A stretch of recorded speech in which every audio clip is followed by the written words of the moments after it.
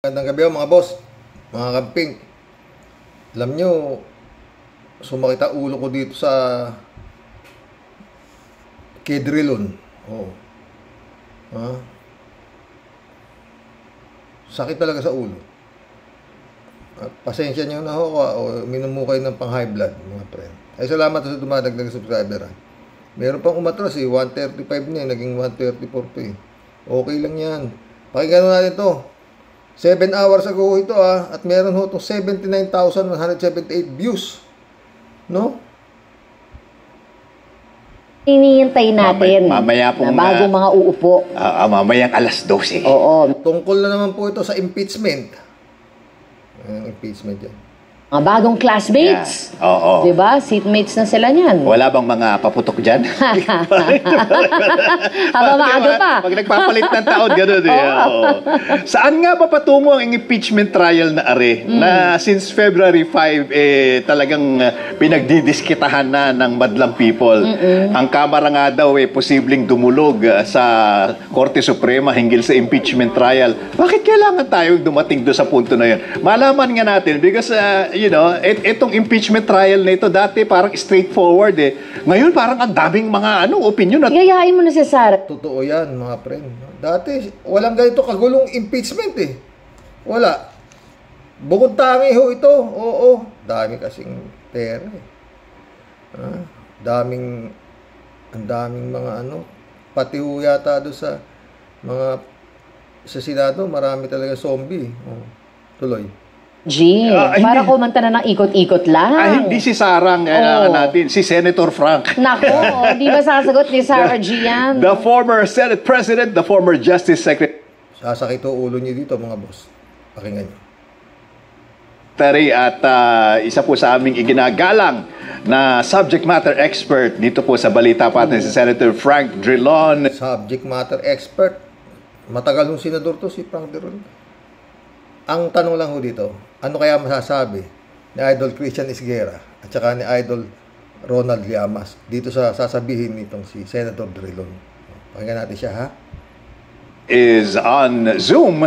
Good morning, Senator Frank. How are you today, sir? Hi, Peter. Magandang umaga po. Rika, magandang umaga. Good morning, co-host natin na ito si Senator Frank. Hello po once again, sir. Senator Frank, you look so fresh, ha? Talaga naman. Wala po sa bakasyon eh. Ikaw na.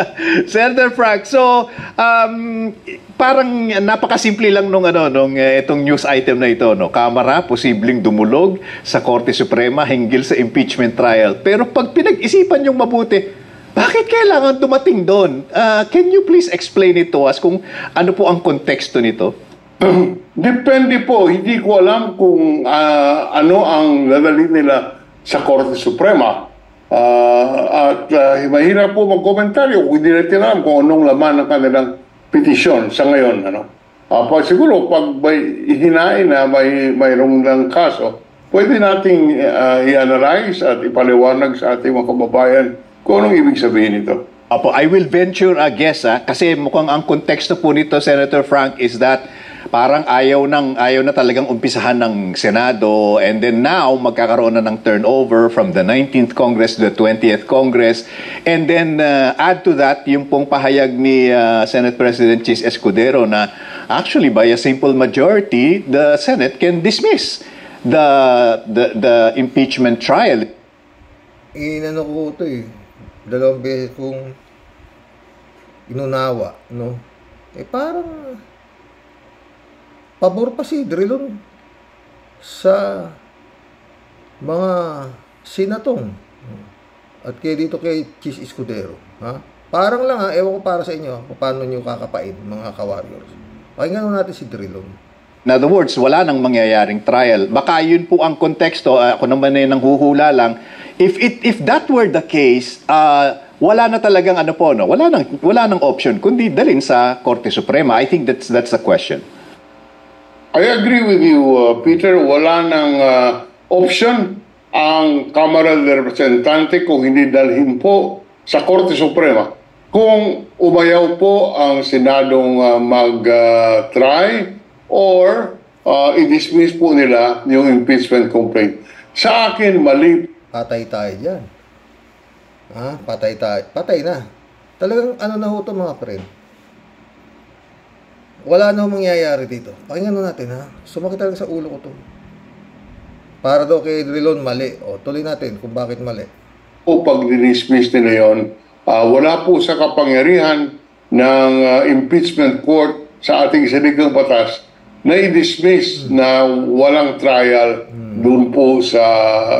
Parang magulo Magulo si Drilon eh. Wala akong kapangyarihan na i-dismiss kung walang trial. Pero mamaya tingnan ninyo sasabihin niya ha.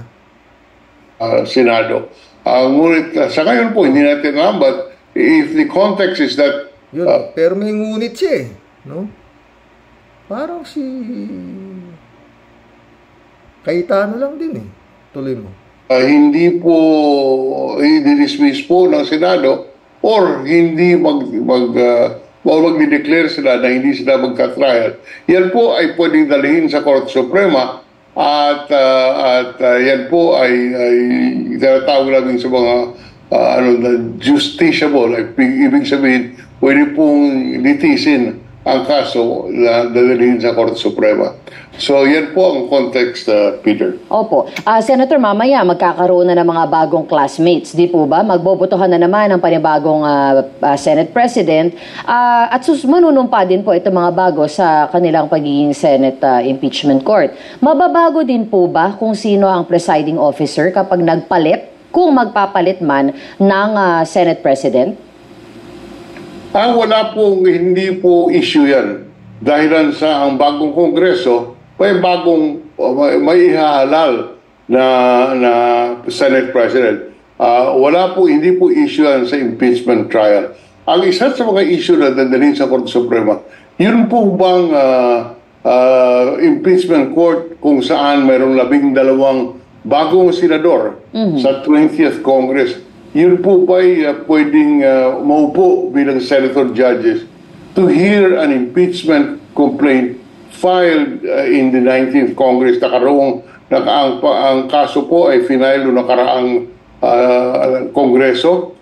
May kapangyarihan ba ang bagong Kongreso na dinggin ang itong impeachment? Sa aking pong tingin ay mayroong karapatan. Dahilan po ang Senado ang tinatawag nating continuing offense, continuing body.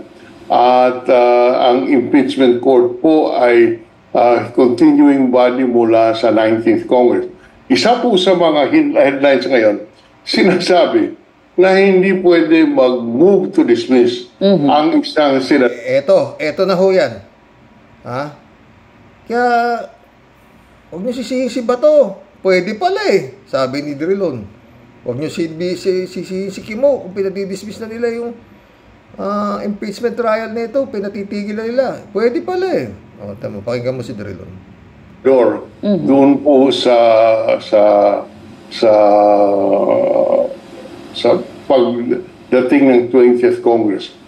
Unang-una po sa aking tingin, may kapangyarihan ang susunod na Senado upang dinggin to try the impeachment complaint. Ngunit kung mayroong mang question doon sa ibang... May ngunit eh, oh. Magulo to. Tuloy. Senator judges na tungkol sa jurisdiction ng 20th Congress na dinggin itong impeachment complaint. Pwede pong i-move ng isang senator judge na i-dismiss. Pwede pong siyang mag-motion. Hindi po kailangan ang isang partido, let's say the defense panel, to move for the dismissal. Pwede po, ulitin ko lang, Peter Rica, na pwedeng mag-motion ang isang miyembro ng impeachment court. Dahilan po, hindi naman husgado ito. So, husgado, hindi po pwede ang huwes ang mag-motion to dismiss. Ngunit ito po hindi husgado. Impeachment court po ito at ang mga nakaupo dyan ay hindi huwes ang tawag, kung hindi senator judges. Ano masasabi nyo rito mga idol? Ito si Barry Gutierrez, Laila de Lima, Atty. Lorna Capunan, Risa Ontiveros, Coco Pimentel, marami hong babanat dito. Oo. Marami hong hindi sasang-ayon. Pero tignan niyo yung paliwanag ni Drilon, ano sakit sa ulo. Okay. Yan po kaya pwede po ang isang senator judge mag-motion to dismiss the impeachment complaint for a... So, tama ka ba to, ha? Matalino rin pala si Bato sa Kimo. Pwede. Pag kumpita, motion to dismiss agad, ganun agad. Tuloy. reason na for any legal reason that they may cite. Kung ano naiisip ninyo na kailangan i-dismiss, pwede. Ayon, dating Senate President din yata to si Drilon Neto eh. Tuloy. At hindi po bawal yan. Hindi bawal. Sa katunayan, kung hindi ako nagkakamali, doon sa dalawang impeachment trials kung saan ako'y naging senator judge, may mga motion na fina-file ang kapwa kong senador. At hindi naman ko question na hindi po pwede ang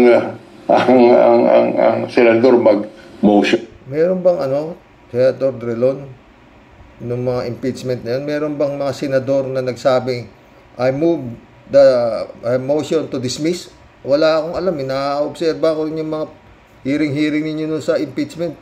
O wala naman akong napanood doon na senador na nag-motion to dismiss the case. Ewan ko sa'yo. Kaya po sa aking tingin, ito'y isang issue na nadalhin sa Korte Suprema. Kung mayroon bang kapangyarihan ang 20th Congress to hear the impeachment complaint filed in the 19th Congress. Sa aking tingin, mayroon pong sapat na jurisdiction. Dahil ang jurisdiction ay nag-attach noong final yung impeachment complaint at ipinadala ng Kamara ng Representante at sa Senado at tinanggap ng Senado. From that point on, mayroon ng jurisdiction at hindi pwedeng i-dismiss ang kaso na walang trial. Pero kung may nag-file po ng Ang gulo mo naman, Drilon. Kanina, sa bagay sabi niya, pwede na mag-motion to dismiss ang isang senator judge. Pero na naman ito, hindi pwedeng dismissin ng Senado ang impeachment ng walang trial. Tuloy-tuloy, ha? Tuloy tayo, ha? Magaling din yung mga nagtatanong, eh.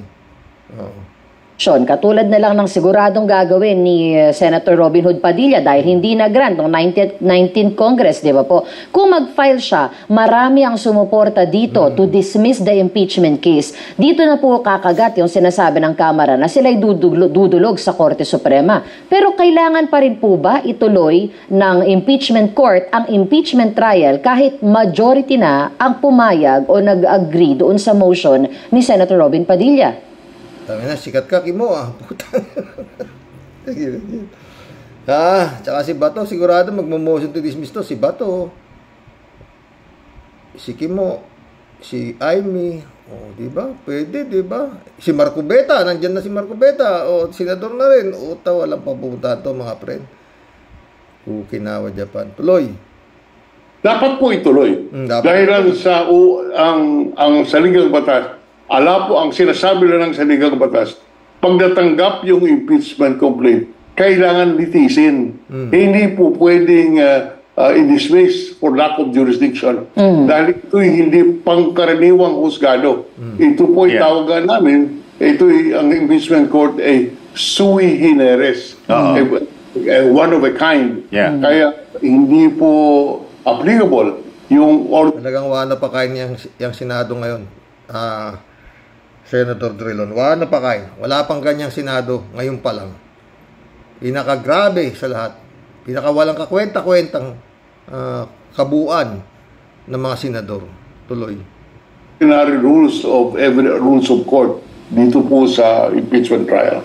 Okay, Senator Frank, babalikan ko lang yung inumpisahan po ninyo na yes, a senator can actually file a motion to dismiss in the 20th Congress. Pero ang kasunod nun dapat is, so pwedeng pagbotohan talaga po.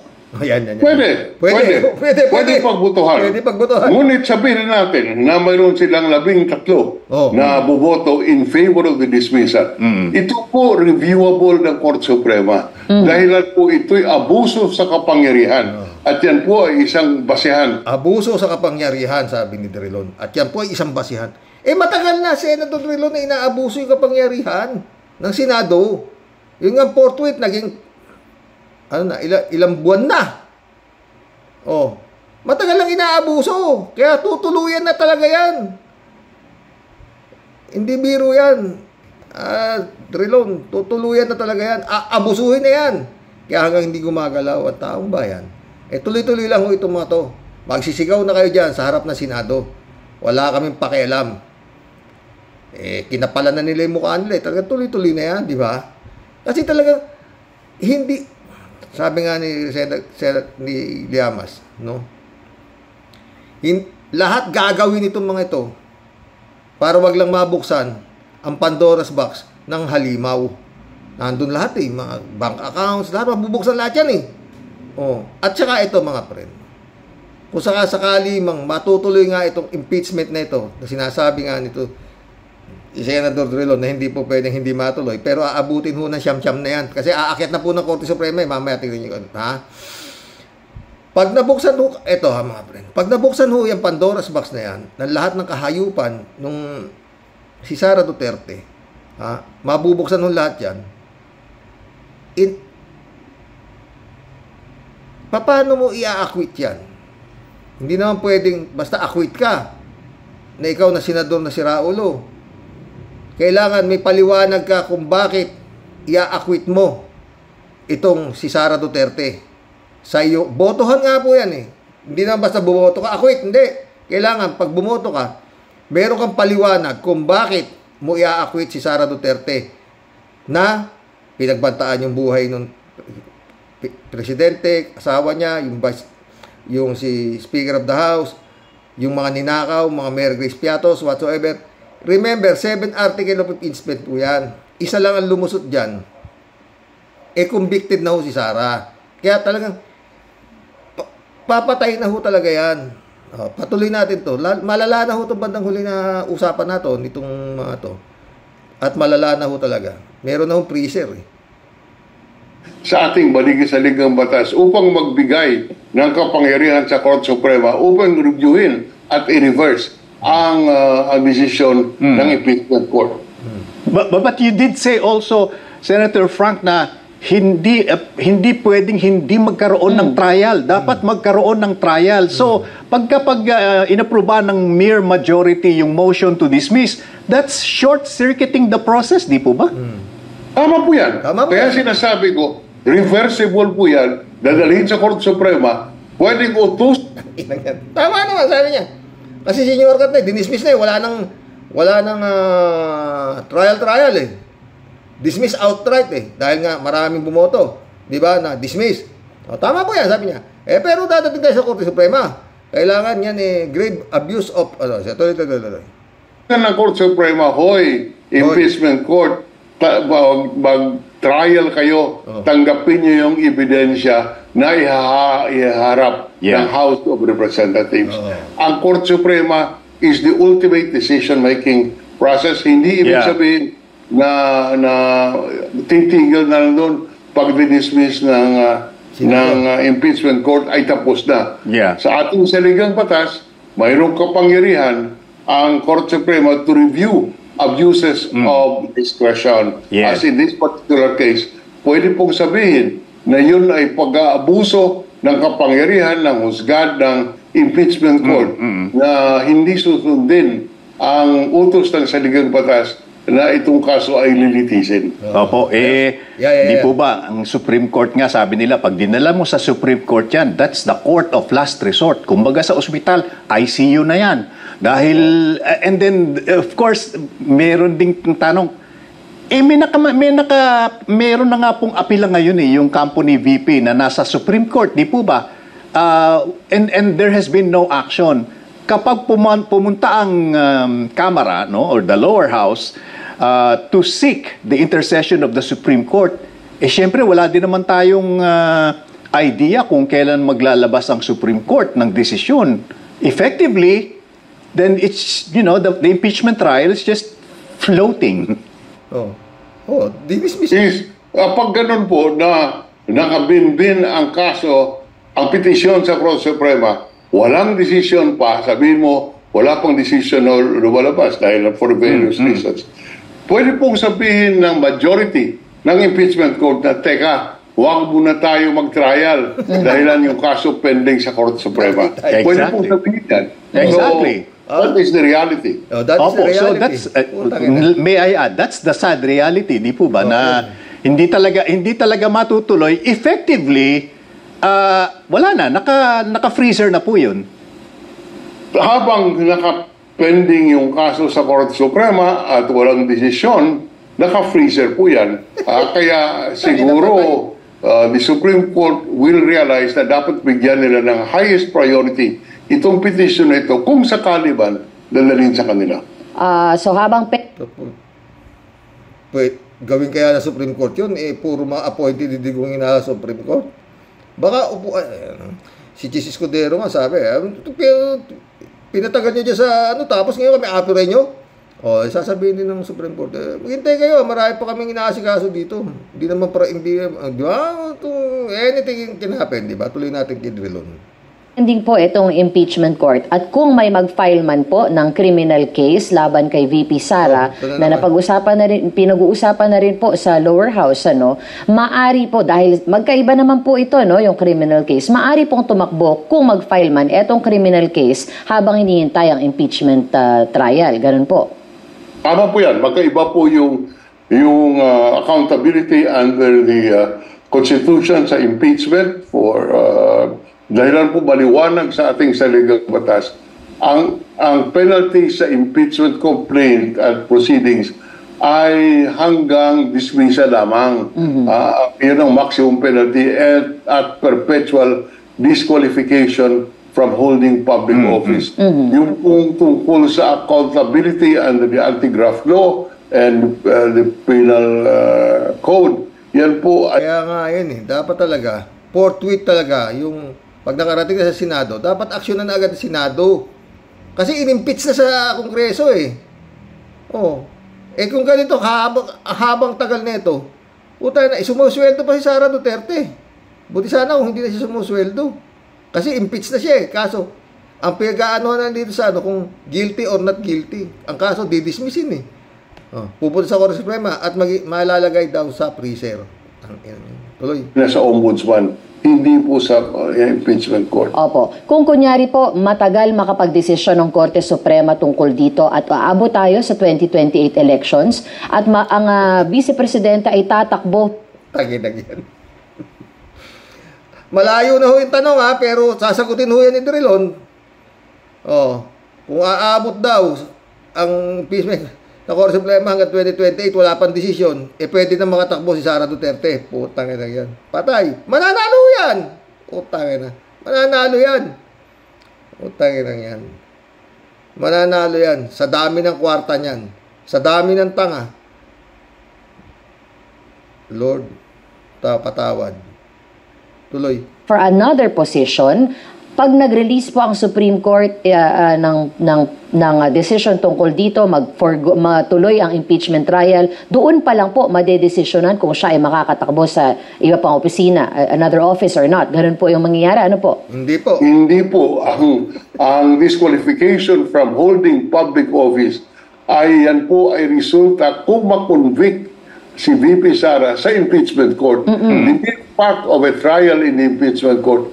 Hindi po ground yan to disqualify VP Sara. Ang ulitin ko lang, ang basihan ay ang judgment ng impeachment court na guilty si VP Sara at dapat alisin bilang pangalawang Pangulo at ang resulta niyan ay hindi na po siya pwedeng humawak ng anumang posisyon sa gobyerno. Maari po ba na matapos ang kanyang termino na itong impeachment trial ay pending pa rin? Opo. Pwede po. Walang makasabi na matatapos. Hindi. That's purely speculative at this point. Last question, Senator Frank. Sabi ni Ombudsman Samuel Martires, the hands of the Office of the Ombudsman are tied and it cannot act on the House of Representatives' recommendation to file charges against the Vice President while she is in office. So in other words, walang magagawa ang ombudsman habang mayroong pang impeachment trial or habang mayroong pang ginagawa ang Kamara at Senado on the impeachment trial? That's the reality insofar as Ombudsman Martirez is concerned. Magre-retire na po siya. Wala na talagang panahon. Bibigyan niya pa ng right to answer at file counter affidavit si VP Sara. Hindi naman po pwede nagpag-file ngayon. Bukas, dinidisyonan yan.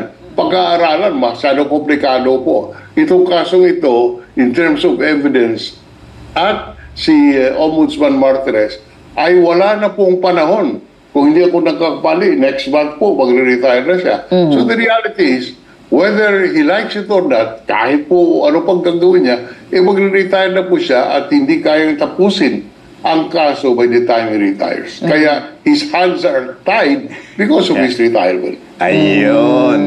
He will retire. So, Maraming salamat, Senator Frank. Nakaw! Mukhang... No, sakit ulo ng mga friend.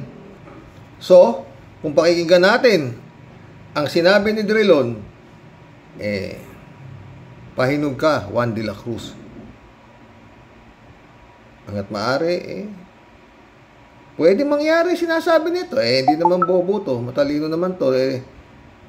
Tagal na itong senador. Diba? Naging Senate President pa ngayon. Diba? Ngayon, ano sinasabi niya? Tama ika, pwede palang siki mo, pwede motion to dismiss. At kung sakasakali na dinismiss ng mali ika, pero mag-file kayo ng kaso sa, yun ang sabi ni Jesus Escudero, di ba? Kung di kayo mag-file kayo ng kaso sa Supreme Court. Yun din halos ang sinabi ni Drilon. Di ba? Tama ba ako mga friend? Mag-collab na po tayo. Pasensya na po kung na-high blood kayo. Inom lang kayo sa Losartan. Bago tayo mag-collab, ito muna ang dalawang pagkatao ni Sara Duterte. Sara Duterte, ang maamong tupa, at si Sara Duterte, ang mabangis na halimaw. Hypocrisy to the highest level. Sa sambayan ng Pilipino sa pagdarasal, Tangina mo ka! pag-aayuno, Utak na mo ka! at pagbubukas ng ating puso Putang ina ninyo! ngayong Semana Santa. Putang ina, hindi mo pala gusto ginagawa mo Bakit mo sinisira pangalan ko? Tularan sana natin ang pagmamahal ni Jesus sa atin. May kinausap na ako na tao. Sinabi ko sa kanya, kapag pinatay ako, patayin mo si BBM, si Lisa Araneta, at si Marty Gomales. No joke. Manalig tayo, Sabi ko, huwag ka tumigil hanggang hindi mo mapatay sila. magkaisa tayo, Putang ina ninyong lahat! malalampasan natin ang dilim. This country is going to hell. God save the Philippines. No joke. Nakikiisa ako sa sambayan ng Pilipino sa pagdarasal, Tangina mo ka!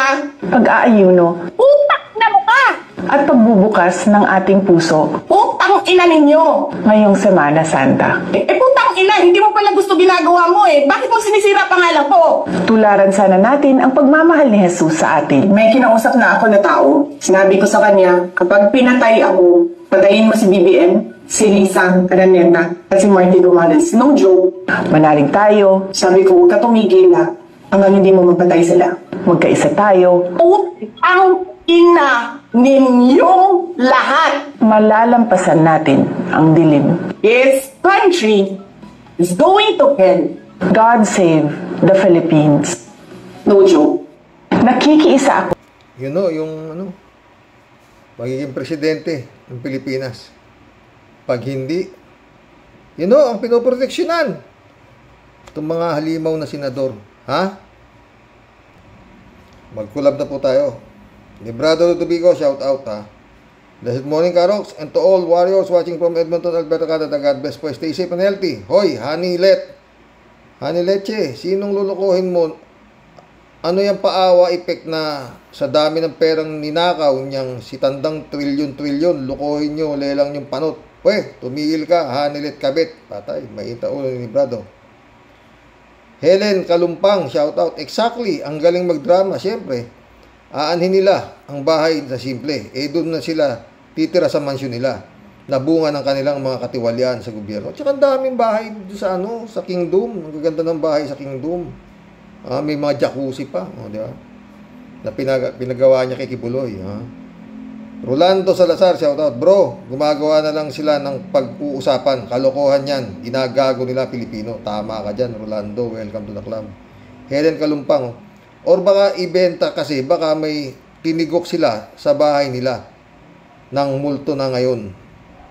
Sa sukdulan sila ng kasamaan. Totoo yan, Helen. Welcome to the club. Shirley J. Zero. Sus, simpleng buhay daw. Pangbudol lang nila yan. Ang bahay talaga nila, ang bahay talaga niyang mga yan, nasa Manila at yung KOJC. Hindi totoo yan. Ang laki ng mansyon ng mga yan. Ang dami nang naniniwalang tanga. Yan ang gagawin. Shirley J. Zero ulit. Kawawa naman. Diyos ko po. Nang dahil lang sa kwarta, hay nako, sana tamaan sila ng kidlat para mabawasan ang mga salot. Sana nga. Kaso tinatamaan ng kidlat yung mga sa bukid ng mga magsasaka. Jokiano, shoutout. Budo lang yan. Baka may dumadalaw na kaluluwa. Pwede. Kaya gusto ibenta nito si Anelet. Si Digong, pag nando si Digong, takot yung kaluluwa kay Digong. Marilo Pabianak, shoutout. Good evening po tayo sa mga warriors. Isipin pa lang natin sa dami ng karumaldumal na ginawa ng pamilya nila na namayani ng mahabang panahon. Hindi ko bibilhin yan. Same pattern nga po tayo ng ginagawa sa Davao. Hay, nakakatakot talaga sila. God bless us always. God bless Marilo Castro. Shirley J. Sir ulit Kung totoo yan, Karox, dapat manmanan ni General Torre at DOJ Secretary Boyeng Rimulya, huwag palabasin ang bansa. Kawawa naman ang mga mahihirap sa Pilipinas. Wala nang nakakamit na hustisya. Totoo, wala. Jokiano rito. Talagang di ka tiwa-tiwala mukha ni Digong. Kita sa kampanya, yung standee niya, ngiting aso. Totoo. Danny Lopez, shout out. Yung iba daw sa bungero, kaya natatalo, panalo na, ayaw pang umalis, ang gusto, iuwi lahat ng pera ng sabungero. Akala yata, sila lang ang may gustong manalo. Tama ka dyan, Danny Lopez. Ako hindi. Pag nananalo na ako ng 20, 25, ang kapital ko lang naman 8,000, na doble na, na triple na, talagang, wala namang pipigil sa'yo Pag ayaw mo na, hindi kagaya nung ibang laro na pag apat kayo, hindi ka pwedeng umayaw pag nanalo ka. Sa sabong hindi. Pag nanalo ka, walang pipigil sa'yo. Ang kaso nga, itong mga hayop, gusto iuwi yung sabungan. Meron akong ganyan mga kaibigan Ang laki-laki na ng panalo, ayaw pang umuwi. Bandang huli, puyat na, talo pa. Yan ang tao na, yan yung sabi ko, Dani. Pag hindi mo kontrolado ang bisyo, masama. Susan de la Cruz, shout out. Wow. K-drama ba yan? Jokiano rito. Alala ko lang, baka may gaya siya kay Percy. Alala ko lang, baka magaya siya kay Percy. Ingat ka lagi, Yusek. Mahal ka ng bayan. God bless. Yun nga, Joe. Hindi na iniisip ko 3JC Hope, shout out Palagi ko hindi naman. Sir ka Percy, kasi noon talagang binubulgar niya ang katiwalian. Si Atty. Claire naman, sinasagot niya lang ang mga kabubuhan ni Sara. Yun nga.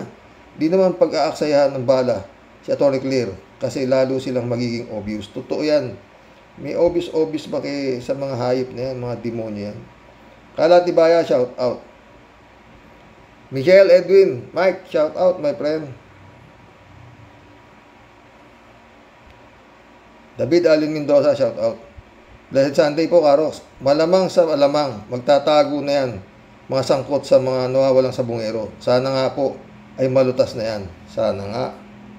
Whiskey, shout out. Hindi po sale.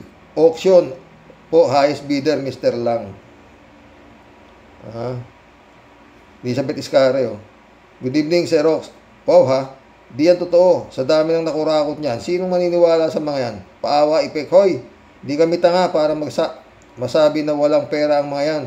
Sa mga pambayad lang sa mga abogado nila, daang-daang milyon. Paawa, ipek, bullshit. Mait ulo. Joel Ugdang, shout out. Alam mo, Sir Rox, tama ka. Kasi may ganun sa talpakan. Leksyon na yan. Pero yung magbibigat dun, puta talagang pinatay. Hindi basta pinatay ha. Sabi ni Totoy killing me softly. Sinasakal ng barbed wire dito sa barbed wire ba o tie wire sa liig at saka pinipilipit. Ganun. Tangina. Ganun ang inaabot niya mga sabungero niya. Tinorture pa yan. Imundo Cheng, shout out. Nako po, sa mga palagay ba ng mga nako po, sa mga palagay ba ng mga lahing baliw na Duterte may maniniwala pa sa mga pakulo nila, kundi mga tanga at bobo na lang mga supporter nila na pinakatangahan tao sa mundo, na maski pag nakawan na at minura ang Diyos natin ay nakasiksik pa rin sa kaluluwa ng mga Duterte. Mga kampon nga sila ng demonyo. Pasabi sa inyo, nandito impyerno. Ayan. Mamimili lang naman kayo Saan ba kayo gusto sumama? Sa masama o sa mabuti? Diba? May 10 commandments naman ng Panginoon. Diba? Thou shalt not steal. Nasa 10 commandments. Sino? Halos karamihan dito sa...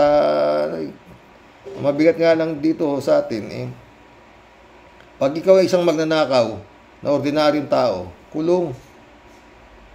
Pero pag ikaw politiko na magnanakaw, nananalo ka pa, at honorable ka pa, ang tawag sa'yo, putik yan.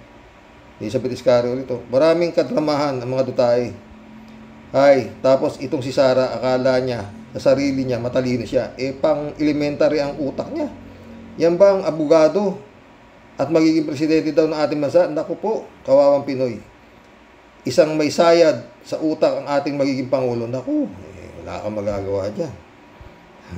Sa dami ng kwarta niyan, putang ina, 500, 1,000, maski 2,000 kada boto kayang bumili yan. Erlinda Aquino, Kuya, nakikita ko sa pagkatao ni Atty. Claire, si Atty. Leni Robredo, parang kakambal niya si Atty. Leni Robredo. Totoo yan, Linda. Bahala na ng Panginoon. Elizabeth Iscario ito namang mga sabungero na nawawala. Kawawang nilalang. At diablo at lahi ni Satanas ang dumukot at pumatay dito. Sana nga mabulgar na at makakulong na din ang mastermind yan at mga kasabwat. Kawawang pamilya nito. Sana naman magkaroon ito ng hustisya. Sana nga. Mundo Cheng Tungkol naman sa mga sabungero, hindi malayong maraming alam itong si Gretchen dahil best friend ko nun niya, si Atong. Alam naman niyang masama ang plano kung bakit hindi siya isinumbong sa batas at bakit binigyan ni Atong ng Patek Philips na relo si Bato na milyon-milyon ang halaga. Kaya sabit ka na naman, Bato, at wala ka nang ginawa sa bayan. Masyado ka ng abuso stone. Linda Aquino ulit Kuya si Pusit, daig pa ang sanggano, daig pa ang mga taong tambay, wala kang adjective words na mai-describe sa ang taong yan. Halimaw, anak ng halimaw, alak ng halimaw sa banga. Mundo Cheng ulit Atong, napakasinungaling mo, hindi daw niya ipagpapalit ang pamilya niya sa ibang babae. At yan lahat ang sinasabi ng mga babaero. Yung PI na Bato na yan, pinakasinungaling na naging senador at taong gobyerno. Lahat naman sila puro poker face sila Kala mo totoo mga pagsasabi ng putang ng mga hayop na ito. Mundo Cheng ulit Pre, natural lang na alam ni Bato ang mga pangyayari sa mga sabungero dahil siya ang chief ng PNP noon at pangulo pa si Digong kung saan ang gulo naroon si Bato. Totoo. Linda Aquino ulit Pareho tayo kuya, hindi rin ako believe kay Lacson dahil nung panahon ni Digong nyo, kampi din siya kay Digong nyo. Sasabihin pa niya pag may nagtanong kay Lacson tungkol kay Digong, sagot pa nga kayo naman, hindi na kayo nasanay kay Presidente, biro lang yun. Pati nga si Trillanes, galit din siya pag may sinasabi tungkol kay Duterte. Tiyan mo. Sabi ko, hindi ako bilib dyan, Lacson. Binoto yan. Mundo Ching. Maski 10 pa ang buhay ni Bato, kulang pa ang buhay niya sa mga pinagpapatay ni Bato. At ang padrino nitong si Atong, wala nang iba pa, si Digong nakadikit ni Atong. Iisang ng tumbok no? Maski si Epifanio Labrador, si Noel, si Nyolo, yan din ang sinasabi. Kasi napakapangyarihan, tsaka kayang utusan ng Supreme Court. Doon lang ako medyo, mga pre. Doon sa sinabi ni Rimulya, na pati Supreme Court kaya. Ibig sabihin, talagang itong Supreme Court na to, hindi rin pwedeng asahan. Dahil nabibili rin. Ayon yan kay Rimulya. Diba? Tuloy na tayo. Kung ano pa masabi ko. Sabi ni Mundo ulit, sana naman, wag sanang manaig ang pera sa hustisya sa mga sabungero na pinaslang, dapat lang na ibalik na ang bitay sa bansa, unahin na si Bato at Atong. Hindi kaya yan, dahil kwarta. Chupisa mo na ulit. Good evening po, kuya, at sa pamilya mo pong mahal.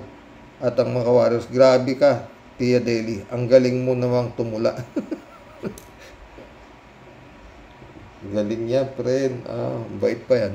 Totoo lang. Chupista. Kung may nakita na sana daw si Martin Romualdez na ang gagawing ombudsman, at sino ang papalit kay Martin? Sana si Atty. Jinky Luistro. Chupista ulit, Kaya may nadamay na inosenteng sabungero para wala na testigo. Yun lang, kawawa po talaga ang mga nadamay. Totoo yan, Chupista. Glenn Dadeo, shoutout. Maniwala ka dyan. Pabudol effect na naman yan. May purpose yan. Totoo, yung beta-betang bahay. Nakatanga lang yan. Wala ito sabi. Chupista po na ulit. Hala, kung may pambili din ako, di ko rin bibilin yan. Ayoko tumira sa bahay ng mga demonyo. Federico Mandaco, drama-drama lang nila na wala silang pera. Bale, wala yan. Ang tingnan ninyo, yung kingdom ni Kibuloy, sabi-sabi kay Duterte daw talaga yun. Totoo naman Ang naman, mapapatayo yung gago na yun. Kaya nga hindi siya pwede mag-asawa at hindi siya pwede magkaanak. Basta tumira ka lang ng tumira ng mga pastoral dyan. At pag may mga bagong dating bata-bata, huwag ka namang swapang. Bigyan mo naman ako, sabi ni Digong. Siguro, baka, di ba? Noel Tenko, shout out. Karoke, lumaki ako sa Sabungan. Kaya nakita ko na lahat ang dayaan kasi tabing bahay lang namin ang Sabungan dito sa Santa Cruz nung mga bata pa kami. Kaya di ako nahilig sa sabong, pero minsan napapasama din sa tropa. Maganda yan, larong yan. Basta't alam mo, hawakan ang control mo. Huwag ka lang yung sugapan. Masyado ka na, ang laki-laki ng panalo mo, ayaw pang umuwi. Ganun. Dapat may limit. Lahat naman ng bagay, mga friend, dapat meron kayong limit. Ulit-ulit. Lahat po ng sobra, masama. Di ba? Kagaya si Digong, tingin mo inabot. Sa sobrang kasopangan, nasa dahigang walang ya. Di ba? Pero yun nga, kung didiinan lang ito, itong pamilya na to, itong gobyerno ni todas lahat ito, ang ina. Oo, mga walang silbi naman, anak ng putang ina. Talagang, sindikato ho talaga Hanggang ngayon, wala pa nangyayari sa mga ipinail na kaso. Ni Trillanes, wala. Saan? Kompleto naman sa testigo. Wala. Noel Tenko ulit, Noel, Karoke, ang pinakagarapal na dayaan nakita ko, pag-iisa ang may-ari ng nanlalaban manok. Meron ganyan. Ang tawag ata sa pang-ilalim ang isang manok. Kaya kailangan magaling ka sa amo yan para alam mo kung saan ka pupusta. Totoo yan. Galing yan. Ganun talaga. Hindi yung lahat na sultada ay pupustahan mo. Mamili ka. Kailangan matunog ka. Ganun. Huwag ka tatanga-tanga sa loob ng sabungan. Paulit-ulit, kaya lang po ako huminto kasi makina na ang pagtatayaan ngayon. Yan nga, yung iisabong. Hindi na wagaya nung dati na. Kaya ako, dito ako nilagay ni Lord. nag-vlog na lang ako, kaya nahinto. Tuluyan ko na ho talagang nahinto. Sabi nga ho ng mga iba pag pumunta rito, Brad, ayaw mo nang maglaro, ayoko na ako. Buti natanggal mo. Pwede bang hindi pag nasa tao lang, di ba mga friend? Pero hindi ako natalo, hindi ho umabot sa, natatalo ako maliit, nanalo ho ako malaki. Kaya kung minsan, hindi ko alam, baka pag nagbago na ho ang ihip ng hangin, ng mga makina na yan, maisabaw yung mga, baka ho mabalik ako, pero matanda na tayo, mga friend. Naasikaso ko itong kaso ng misis ko. Mukhang malapit na. Konting araw na lang, no. Ibabasahin ko po sa inyo kung anong magiging desisyon ng kagalang-galang na judge ng bayan na Itiagi. Panay nga ang dasal ng mga anak-anakan ko, kaibigan ko dito, sila Marilo Pabian, Friend Shervin Cepeda, marami pong gaano. Halos lahat kayo. Hindi ko kasi maliit na halaga. Malaki po talaga. Yung sinuswapang itong hipag ko na gaga. Friend Shervin Cepeda ulit ito. Impong Basyang, Team Tia Deli is in the house po. Ay, shout out. Christian Sen, July 7, Alcantara. Dolor Gracia. Pastor Jun Lagon, shout out. Ivy Bingson, shout out. Pag nagbablog ho ako nang nagla-live ako, hindi ho ako makapag-shout out. Hindi ko rin ho kayo mababasa mga comments nyo. Kasi may maraming pumapasok ng mga siraulo o tatawagin pa si Nilo para tanggalin. Kaya mas maganda na po yung ganito. Araw-araw, nakakapag-vlog ako, nakakapag-live tayo. Nakakapag-vlog tayo, nakakapag-collab tayo. Bumabati ng may ngiti sa'yo, Sir Rox, sa buong team, Rocky Warriors the Great. Usapang masabungero tayo today, Sir Rox. Segway ng korte. Palayo sa nakakauta na pong ulam natin araw-araw, Sir Rox. Tuyot na po ang sabaw. Maiba naman ano po. Masakit man pong isipin at tanggapin para po doon sa mga nawalan po ng mga mahal sa buhay, Sir Rox. Tayo po nakikinalamhati po sa kanila. At talaga pong dito po sa mga ganap, dito po talaga natutulog. Di po talaga natutulog ang Diyos, Sir Rox. Siya po ay tunay na buhay. At kumilos po siya in a very mysterious way, Sir Rox. Totoo yan. Matagal man po pinaghintay, pero sabi nga, is His time. In His time, in His will, everything has an answer, Sir Rox. Kaya kung sino man pong berdugo ng mga halang pong kaluluwa, palagi ko po, Sir Rox, medyo parang sinisilihan na po ang lubot niyan at di na po magpagpatulog yan. Pero siyempre po, Sir Rox, dahil naniniwala po tayo, Sir Rox, wala pong hindi nabibili at hindi nababayaran na hustisya dyan sa ating Pilipinas. Totoo yan, Tia Deli. Pero kung talaga pong maninindigan yung aming pogi ng Cavite, Sir Rox, naku, sana nga pogi nyo sa Cavite.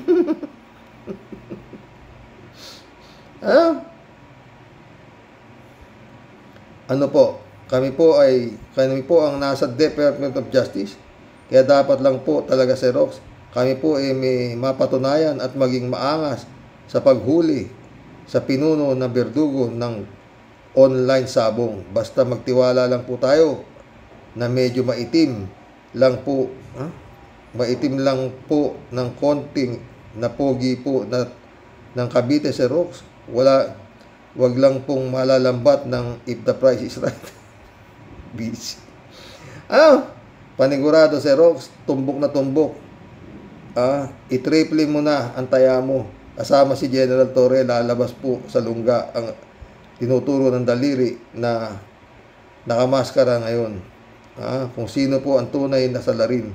At yung pong parang nadadawit na naman ang inutil na pangalan ng isa na namang karumaldumal na amnolya. Naku po, Loleng.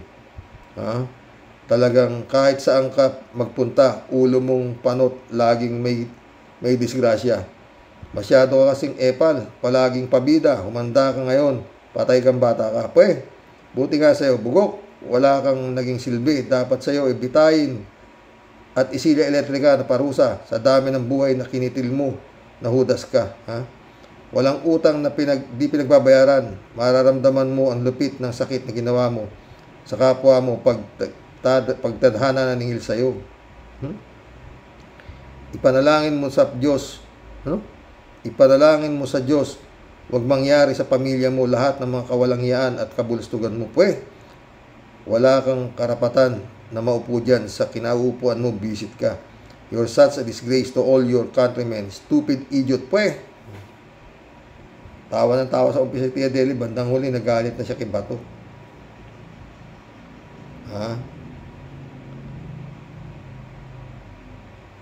Mary Lebron, shout out Good morning, Sir Rox. Kunwari lang, for sale ang bahay ni Digong para sabihin ng mga tao, ubos na ang daw ang pera nila. Ako, Mary Lebron. No skipping ads, salamat Oy, likes naman kung nagustuhan nyo yung topic natin, mga friend. Mary Lebron ulit Lahat sila sangkot sa sabong, kaya lang ayaw nilang aminin, including Gretchen and Bato.